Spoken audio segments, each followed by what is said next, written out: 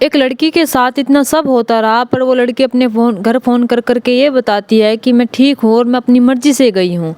और उस लड़की के साथ 100 से भी ज़्यादा व्यक्तियों ने और 44 दिन तक ऐसी हैवानियत दिखाई कि कोई भी इस चीज़ को सोच नहीं सकता था। और आज की जो घटना है ये आपको विचलित कर सकती है, क्योंकि मैं आज इस घटना को जैसे सुना रही हूँ तो मेरे अंदर सिरहन सी पैदा हो रही है कि आखिरकार एक लड़की के साथ इतनी सारी दरिंदगी कैसे दिखाई जा सकती है। ये शायद विश्व युद्ध के बाद ऐसा पहला केस था जिसे लोगों को सोचने पर मजबूर कर दिया था, पुलिस वालों को सोचने पर मजबूर कर दिया था कि एक लड़की के साथ इतना सब कैसे हो सकता है।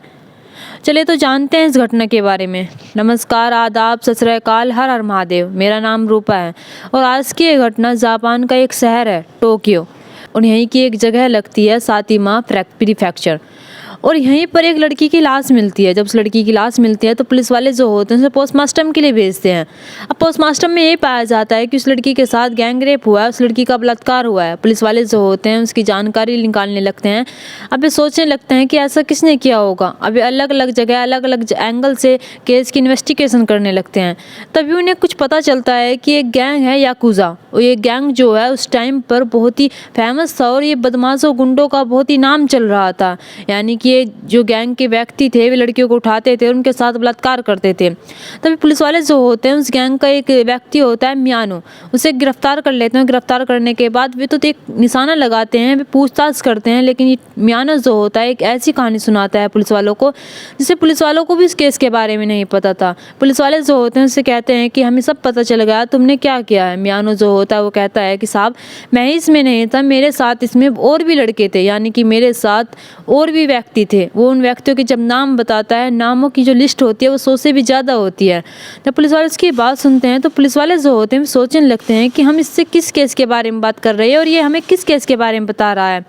तो पुलिस वालों को मियानो जो होता है वो एक जगह पर ले जाता है। वो ऐसी जगह पर ले जाता है जहाँ एक सुनसान जगह होती है, और उस सुनसान जगह पर एक ड्रम पड़ा हुआ होता है। ड्रम पड़ा हुआ होता है तो उस ड्रम को काटा जाता है। जब काटा जाता है तो उस ड्रम में से सीमेंट, और सीमेंट में एक पत्थर जैसा कुछ निकलता है। उस पत्थर जैसा कोई और नहीं होता, उसमें एक लड़की की लाश होती है। अब पुलिस वाले जो होते हैं वो सोचने लगते हैं कि एक लाश जो है वो पोस्टमार्टम के लिए भेज दी गई है और हम इससे उसी केस में बात कर रहे थे, लेकिन ये हमें कहाँ पर लेकर आ गया और ये कौन लड़की है और इन्होंने इसके साथ क्या किया है और इन्होंने ऐसा क्यों किया है। अब पुलिस वाले जो होते हैं मियानो से पूछताछ करने लगते हैं उसी लड़की के बारे में। मियानो जो होता है एक ऐसी कहानी सुनाता है कि पुलिस वाले भी सोचने पर मजबूर हो जाते हैं, और उसके माँ बाप जब इस बात को सुनते हैं तो वे भी सहम उठते हैं, और पूरा ही देश सहम उठता है कि आखिरकार एक लड़की के साथ इतनी दरिंदगी कैसे की जा सकती है। मियानो जो होता है बताता है कि जिस स्कूल में मैं पढ़ता था उस स्कूल में एक लड़की भी पढ़ती थी जिसका नाम जुनुको फ्रूटा था। ये लड़की जो थी इससे मैं बहुत प्यार करता था, उससे मैं हर बार प्रपोज करता था, उससे मैं हर बार प्यार का इजहार करता था। वो फ्रूटा जो थी ये एक ऐसी लड़की थी जिसे हर कोई प्रपोज करता था, हर कोई इसे पसंद करता था। ये देखने में बेहद खूबसूरत थी, इसका जो खूबसूरती थी वो सभी लोगों को पसंद थी, लेकिन इसमें से ही एक जो लड़का था मियानो, ये इससे बेहद प्यार करता था, इसे बार बार प्रपोज करता था। लेकिन ये जुनुको फ्रूटा जाती है इसे ना कर देती, बार बार कहती थी कि मैं तुमसे प्यार नहीं करती और ना ही मेरा कोई तुम में इंटरेस्ट है। तो मियानो जो होता था इसे गुस्सा आता था इस पर जब इसे हर बार ना करती थी। जुनुको फ्रूटा जो होती इसकी उम्र 17 साल थी और ये एक इलेक्ट्रिक की दुकान पर काम करती थी। ये चाहती थी कि मैं अपने घर वालों का खर्चा भी चलाऊं, क्योंकि इसके घर वाले जो थे वे इतने अमीर नहीं थे, एक गरीब फैमिली से बिलोंग करते थे। अब जुनुको फ्रूटा जो थी ये 10th की पढ़ाई कर रही थी। 10th की पढ़ाई के साथ साथ जॉब भी कर रही थी। जॉब के साथ साथ इसका एक सपना भी था कि ये एक जगह जाए, वहाँ पर घूमे जाकर, लेकिन इसे नहीं पता था ये सपना इसका इतनी जल्दी टूट जाएगा। तभी एक दिन ये जुनुको फ्रूटा जो होती है अपने काम पर से वापसी आ रही होती है, और लगभग रात के 8 साढ़े 8 बजे हुए होते हैं। जब ये लगभग रात के 8 साढ़े 8 बजे हुए होते हैं तो मियानो जो होता है अपने दोस्त के साथ इसका पीछा कर रहा होता है। जब अपने दोस्तों के साथ इसका पीछा कर रहा होता है तो मियानो जो होता है एक प्लान बनाता है। वो प्लान बनाता है कि तुम इसे जाकर मारो, मतलब कि इसके साइकिल पर जाती थी उसके लात मारो जाकर, और मैं उसे बचाऊंगा, और जब मैं बचाऊंगा तो तुम भाग जाना। वे ऐसे ही करते हैं उसके दोस्त। मियानो जो होता है उसे प्लान बनाता है और प्लान का एक हिस्सा बना लेता है जुनुको फ्रूटा को। अभी जुनुको फ्रूटा जो होती है समझ नहीं पाती कि मियानो का ये प्लान का हिस्सा है। तभी इसके दोस्त जो होते हैं उसमें एक लात मारते हैं जाकर उसकी साइकिल में। तभी मियानो जो होता है उनके पास जाता है, उन्हें धमकाता और कहता है कि तुम इसे नहीं छेड़ सकते और तुम्हारी हिम्मत कैसे इसे छेड़ने की। वो उन्हें भगा देता है, लेकिन जब जैसे जैसे ही जुनू को फरोटा उसकी ये बात सुनते हैं तो वो कहती है कि मुझे तुम्हारी मदद की ज़रूरत नहीं है। लेकिन मियानो जो होता है कहता है कि मैं तुम्हारी मदद करना भी नहीं चाहता, लेकिन देख लो रात का इतना समय हो गया है और ये लोग तुम्हें फिर से परेशान कर सकते हैं। मैं तुम्हारे साथ चलना चाहता हूँ, मैं तुम्हारे घर तक छोड़ देता हूँ। तभी जुनू को फरोटा जो होती है वो चलने के लिए तैयार हो जाती है। वो बातें करते करते साथ चलने लगते हैं। तभी रास्ते में एक घर आता है तो ये जो मियानो होता है कहता है कि ठीक है, मैं अंदर से 2 मिनट में आ रहा हूँ, तुम यहीं पर खड़ी रहो। तो ये जो लड़की होती है जुनू को फरोटा यहीं पर खड़ी रहती है। लेकिन जैसे ये मियानो बाहर आता है तो ये गायब होती है, क्योंकि मियानो जो होता है इसे किडनैप करवा लेता है। इसका किडनैप करवाने के बाद इसे उसी घर में ले जाता है और उसी घर में ले जाने के बाद इसके साथ बलात्कार करते हैं। ये कुल मिलाकर 4 दोस्त होते हैं और चारों दोस्तों बारी बारी से इसके साथ बलात्कार करते हैं और कहते हैं कि कौन ज़्यादा करेगा। और ये बारी बारी से जब उसके साथ ये काम कर रहे थे तो ये जुनू को फरोटा जो थी चिल्ला रही थी और कह रही थी कि मुझे छोड़ दो। लेकिन मियानो जो होता है इस पे तरस नहीं खाता। मियानो जो होता है कहता है कि हमें इसे यहाँ पर नहीं रखना चाहिए, इसे हमें कहीं और ले जाना चाहिए। तो मियानो का जो एक दोस्त होता है वो कहता है कि तुम इसे मेरे घर पर लेकर चलो। जैसे वो उसे अपने घर पर लेकर पहुँचता है तो उसे अपने माँ बाप से बताता है कि ये मेरी दोस्त है। उसके माँ बाप भी यकीन कर लेते हैं कि इसकी दोस्त है। अब जैसे ही 3-4 दिन गुजरते हैं, 3-4 दिन में उसके माँ बाप को भी एहसास हो जाता है कि इसकी दोस्त नहीं है, इन्होंने इसका किडनैप कर रखा है। क्योंकि मियानो और मियानो के दोस्त जो होते हैं उस लड़की को घर में नहीं रखते, उसे एक तहखाना होता है उस घर में, उसमें रखते हैं। अब जब उसमें रखते हैं तो ये 4 दोस्त होते हैं इसके साथ इतनी दरिंदगी दिखाते हैं, इसके साथ बारी बारी से गंदा काम करते हैं और उसे खाने के लिए भी कुछ नहीं देते थे। अब मियानो जो होते हैं, मियानो के दोस्त जो होते हैं बाहर चले जाया करते थे और ये जुनू को फरोटा जो होती थी ये तहखाने में अकेली रहा करती थी। अब इनकी संख्या जो होती है 4 थी, लेकिन 4 से अब इनकी संख्या 5 हो जाती है, 5 से 10 हो जाती है, 10 से 20 हो जाती है। मियानो और मियानो के दोस्त जब उसके साथ ऐसी गंदी हरकतें करते थे तब उसे वे कहते थे कि उसके कपड़े उतरवाते थे। कपड़े उतरवाने के बाद उसे नाचने के लिए कहते थे। कभी उसे कपड़े उतारने के जब वो बिल्कुल बिना कपड़ों के होती थी उसे कहते थे कि रसोई में से पानी लेकर आओ। कभी उसे कुछ कहते थे और कभी कभी उसे छत पर अकेले सुला दिया करते थे, आधे कपड़ों में या बिना कपड़ों के सुला दिया करते थे। उसके साथ इतनी दरिंदगी हो रही थी। अब उसे खाने के नाम पर खाना नहीं दिया जा रहा था, खाने के नाम पर उसे कॉकरोच दिया जा रहे थे, पानी के नाम पर उसे उसी का यूरिन दिया जा रहा था। कभी कभी वे अपना यूरिन भी उसे पिला दिया करते थे।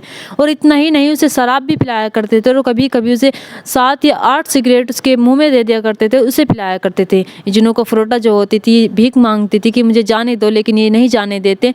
तभी इनमें 2 दिन बाद इसके जो माँ बाप होते हैं परेशान हो जाते हैं। परेशान हो जाने के बाद ये हर जगह से ढूंढते हैं, लेकिन जब नहीं मिलती तो ये पुलिस थाने में जाकर रिपोर्ट लिखवाते हैं। जब रिपोर्ट लिखवाते हैं तो इधर पुलिस वाले जो होते हैं जब जुनू को फरोटो को ढूंढने में लग जाते हैं तभी मियानो को पता लग जाता है कि जुनू को फरोटो की रिपोर्ट लिखी गई है और इसे पुलिस वाले ढूंढ रहे हैं।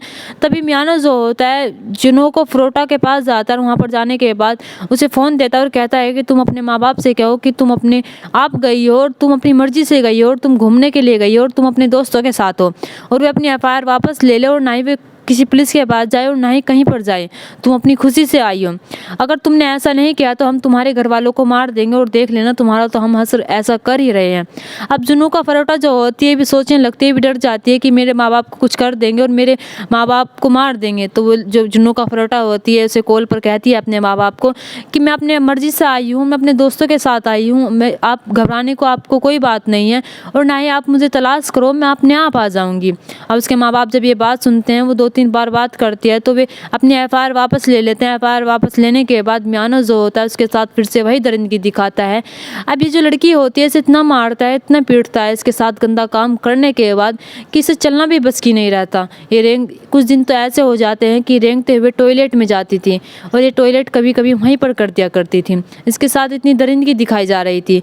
जुनू का फरोटा जो होती है एक ऐसी लड़की थी, इतनी बेहद खूबसूरत थी दिखने में, लेकिन इसके जो सूरत थी वो ऐसी बिगाड़ दी थी इन्होंने कि इसे देखने में कोई पहचान भी नहीं सकता था और ना ही वो खुद को पहचान सकती थी।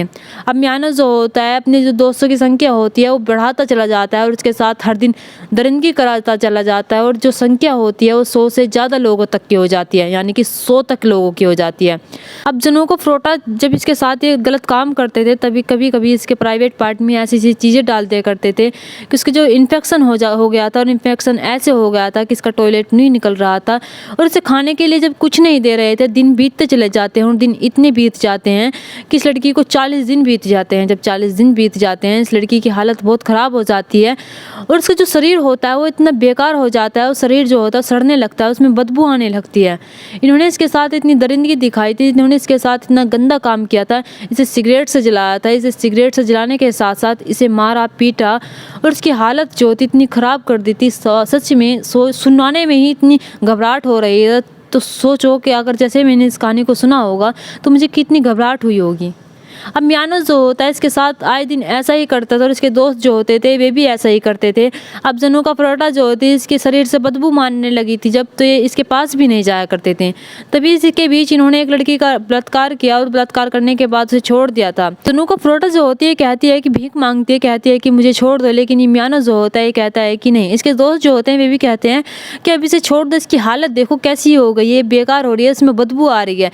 लेकिन मियानो जो होता है वो कहता है कि नहीं, मैं इसे छोड़ नहीं सकता और ना ही मुझे कभी खराब लग सकती है। दोस्त जो होते हैं समझाने की कोशिश करते हैं लेकिन मियानो समझने के लिए तैयार ही नहीं होता।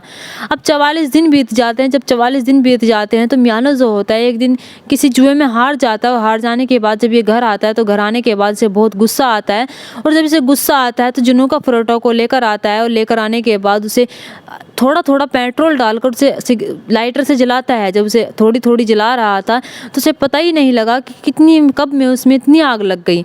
उसमें आग लग जाती है और आग लग जा इससे पहले वो उसे मारता है और मारने के बाद उसे रोड से पीटता है। जब रोड से पीटता है उसका मन नहीं भरता, तब कहीं जाकर उसे थोड़ा थोड़ा जलाता है और उसे पता ही नहीं लगता कि आग कितनी फैल गई है और आग इतनी फैल गई है कि उसकी मौत हो जाती है। अब जनुका परोटा जब मर जाती है तो मियानो जो होता है वो घबरा जाता है, वो सोचने लगता है, उसे पता ही नहीं लगता कि कब में उसकी मौत हो गई। अब मियानो जब डर जाता है सोचने लगता है कि मैं इसका क्या करूं। तो मियानो जो होता है एक 200 लीटर का ड्रम लेकर आता है और उसके दोस्त जो होते हैं इसमें हेल्प करते हैं और उस ड्रम को लेकर आने के बाद उसमें जनुका परोटा को डालकर उसमें सीमेंट डाल देता है। सीमेंट डालने के बाद उसमें पानी डाल देता है और वो जो लड़की होती है जनुका परोटा ये अब पत्थर बन चुकी थी। अब उसे पैक करने के बाद इसे एक जंगल इलाके में फेंक के आते हैं। अब जनुका परोटा को मारने के बाद इनकी जो दरिंदगी होती है यहीं पर नहीं रुकती। ये मियानो जो होता है, मियानो के दोस्त जो होते हैं फिर से एक लड़की के साथ बलात्कार करते हैं। जब इस पुलिस वाले इसकी इन्वेस्टिगेशन करते हैं वे तो एक तीर ही मारते हैं, वे तो जानकारी निकालते हैं कि आखिरकार इन्होंने ही किया होगा। लेकिन पुलिस वालों को नहीं पता था कि जनुका परोटा के साथ इतना सब हो गया है। अभी तक तो नहीं पता था कि जनुका परोटा जो है अपने दोस्तों के साथ घूम रही है। अब मियानो की ये बात सुनने के बाद जब ये पता लगता है कि उस लड़की के साथ 44 दिन तक कितनी हैवानियत दिखाई गई है और 100 से ज़्यादा लड़कों ने इसके साथ इतना गलत किया है और जिस दोस्त के घर पर वो गई थी उसके माँ बाप ने इसलिए कुछ नहीं बताया था क्योंकि ये जो गैंग था याकुजा, इसके गैंग के सदस्य थे और मियानो जो होता है इनका लीडर हुआ करता था और याकुजा गैंग से हर कोई डरा करता था। उन्होंने इस डर के मारे किसी को नहीं बताया कि अगर हमने इसकी लड़की के बारे में पुलिस वालों को बताया फिर इसके घर वालों को बताया तो याकुजा गैंग हमें ख़त्म कर देगा और हमें मार देगा, इसलिए वे चुप रहे और उन्होंने उस लड़की के साथ हो रही दरिंदगी को रोका नहीं। और इसी बीच पुलिस वाले जो होते हैं उन्हें जेल भेज देते हैं। जब जनुका परोटा के माँ बाप को पता लगता है कि उनकी बेटी के साथ इतनी दरिंदगी हुई है तो उनसे सहम उठते हैं और सोचने लगते हैं कि हमारी बेटी के साथ ऐसा कैसे हो सकता है। कुछ रिपोर्ट बताती हैं कि जनुका परोटा के बारे में सुनने के बाद उसकी माँ की जो हालत थी वो बहुत ख़राब हो गई थी, मानसिक रूप से बीमार हो गई थी। चारों लड़कों को जेल भेजा जाता है, यानी कि जो सभी थे जिसमें शामिल थे उनको सब जेल भेजा जाता है। लेकिन जो सबसे ज़्यादा गुनहगार थे 4 लड़के थे, इन्हें जब जेल भेजा जाता है तो पता लगता है कि इन लड़कों की उम्र जो है वो नाबालिग की है, यानी कि कम उम्र है। ये 16-17 साल के लड़के होते हैं। जब 16-17 साल के लड़के होते हैं तो जो कोर्ट जो होता है इन्हें इतनी सज़ा नहीं दे पाता, इन्हें बहुत कम सज़ा देता है, इनके अपराध से बहुत कम सज़ा देता है और ये जेल से निकलने के बाद आज भी ऐसे ही रह रहे हैं और अपना नाम बदल के रह रहे हैं। और हैरानी की बात यह है कि जब ये केस हुआ था तो इसके बारे में किसी को बताया नहीं गया था और ना ही किसी को पता लगी थी कि ये सब क्या हुआ है। इन लड़कों के चेहरे छिपाए गए थे। लेकिन जैसे ही पुलिस द्वारा एक जर्नलिस्ट को पता लगता है कि एक ऐसा कारनामा हुआ है, एक ऐसी दरिंदगी हुई है, तो अपनी मैगजीन में छापता है और उन सबके चेहरे दिखाता है और कहता है कि इनके जो चेहरे हैं वे छिपाने लायक नहीं है, इनका जो अपराध है वो बहुत ही बुरा है, इनके अपराध जो है वो बहुत ही भयानक था। वो उन सबके चेहरे दिखा देता है और चेहरे दिखाने के बाद कहता है कि इनका जो अपराध है वो छिपाए नहीं जा सकते, इनके जो चेहरे हैं वे छिपाए नहीं जा सकते। अब हैरानी की बात यह भी थी जब जनुका परोटा को जहाँ पर दफनाया गया था, जो 4 लड़के थे इनमें से एक की माँ थी जो कब्र पर जाते हैं। कब्र में जाने के बाद उसे तोड़ने लगती है और कहती है कि मेरे बेटे की वजह ये है, मेरा बेटा आज जो जेल में है। तो जब ये इसे ऐसा काम कर रही थी, 2-3 जगह इसे दफनाया गया था फिर से दोबारा निकाल कर, लेकिन ये ऐसा ही कर रही थी। लेकिन आज भी ये नहीं पता कि जनू कफरोटा को कहाँ पर दफनाया गया है, इसकी कब्र कहाँ पर बनवाई गई है। जनू कफरोटा के साथ इतना गलत हुआ है, इतना सहम गया है दिल सुनकर इस कहानी को कि सच में बता नहीं सकते हम। दोस्तों, इस घटना को सुनाने का मकसद मेरा आपका दिल दुखाना नहीं था, आपको परेशान करना नहीं था, आपको घटना के बारे में बताना था, आपको सचेत करना था, आपको जागरूक करना था। आप अपने परिवार के साथ खुश रहिए। नमस्कार।